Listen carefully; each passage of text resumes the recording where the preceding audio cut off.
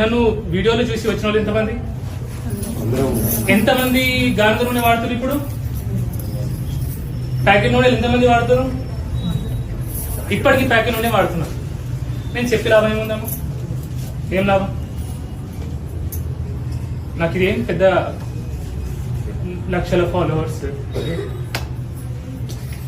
Sorry, ఎందుకంటే నాకు నా వాళ్ళు బయట తేడా లేదు. నీకు అర్థం కాదు.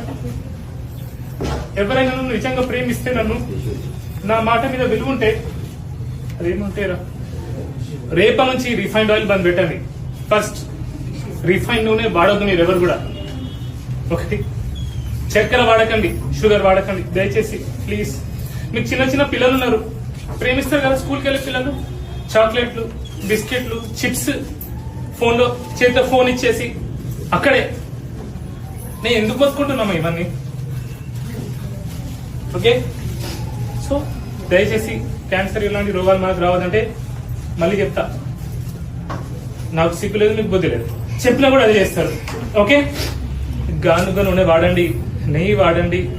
ఓకే ప్లీజ్, రిఫైన్డ్ షుగర్స్ వాడకండి. ఓకే, ప్యాకెట్ నూనె వాడకండి. బిస్కెట్లు, చాక్లెట్, చిప్స్లు, ఫోన్లు పిల్లలకి ఇవ్వకండి. ఓకే, బయట తిండి తినకండి. ఓకే, ఇంట్లోనే వండుకోండి. మన పిల్లల్ని ప్రేమిస్తాం కదా, ఇంటి తిండే పెట్టాలి కదా. ఓకే, ఇంకా దయచేసి ఒక 16 గంటలు ఏం తినకుండా ఉండండి. ఎప్పుడు తింటూ ఉండకండి. ఎప్పుడు తినడం కూడా పెద్ద రోగం. ఒక్కొక్కరి చూడండి మొత్తం బొత్తలు వచ్చుకున్నాయి. ఓకే, ఎప్పుడు తింటా ఉండకండి. Okay, I'm really very sorry. నాకు ఎందుకంటే ఇలా చూస్తా కదా రోజు పేషెంట్స్, మీకేముంటది, మీకు ఒకరి పక్షవాతం వచ్చింది, ఒకరి తలనొప్పి వచ్చింది, కానీ కొందరు నాకు స్టోరీస్ చెప్తారు, వాళ్ళ బాధ చెప్తారు.